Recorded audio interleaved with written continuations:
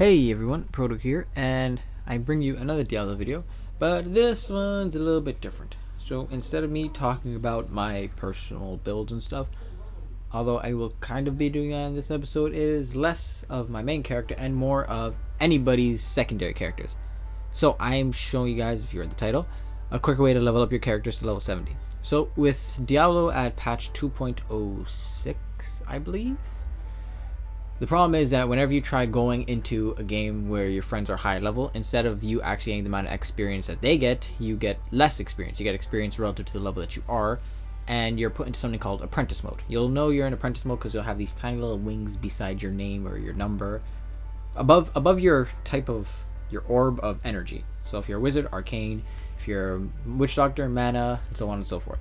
So since you're going to be in apprentice mode, you're not going to be getting that much experience, but you will be fighting harder enemies, and you won't be able to really test out your skills that well.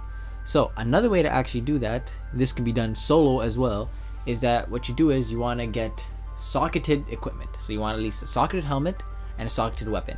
If you're a barbarian or a monk, as I am in this case, you can dual wield. So what you'd want to do is you'd want to have two socketed weapons. If you're a demon hunter, you want to have two socketed hand crossbows. So, and the reason you're going to have it socketed is because you want to get extra damage so you can just run by areas, leveling up your characters quickly while testing out your skills when you unlock them. The reason you want your helmet to be socketed is because if you put a rupee inside of your helmet, you'll get bonus experience.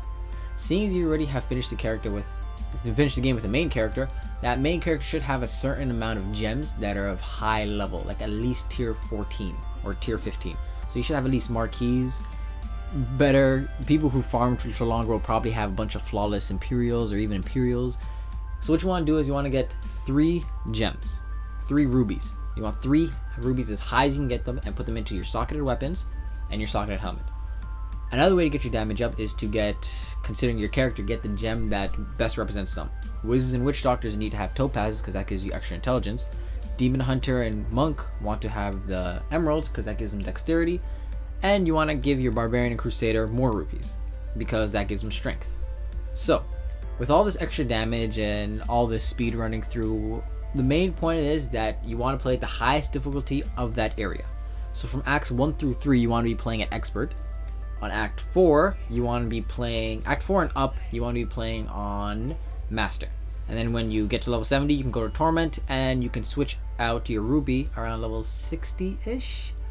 You can switch out the rupees for emeralds to give you critical hit damage instead, because critical hit damage at higher levels is more important because your critical hit chance will be higher, and you'll have moves that give multiple attacks, so your chance of getting a critical hit are much higher than normal. So alongside those techniques, another thing you would want to do is test the abilities, because when you get them to level 70, assuming that you're using the characters, you want to know what ability works for you, what passives you should be using, what actives, and so on and so forth.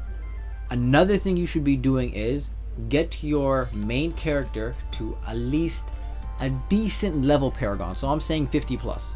The reason I'm saying 50 plus is because your paragon level, as most of you should know, goes and is shared throughout your account. So every character will have that same paragon level. So my witch doctor's paragon 93, so are all my other characters. That is about, if my math is right, 21 points of extra 21 points times 5 of extra dexterity for my monk, and strength and intelligence for the characters they represent respectively. I also do attack speed, so that's some odd % attack speed extra, life on hit extra, and resist all extra. So this is giving me survivability that I'm not going to be getting normally due to me just making a damage build and running through the game. Plus I'm getting extra damage off dex and attack speed.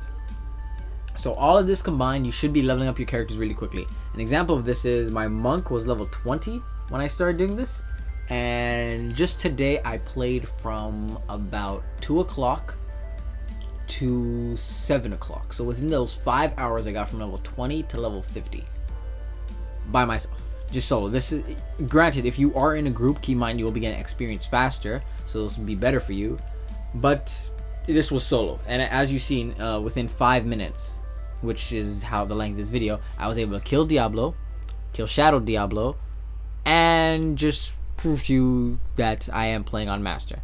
So I hope this helped you guys out, and this was a much shorter video, and I hope you get the achievement for 6 characters at level 70. So I want to thank you guys for watching, and I hope to see you guys later.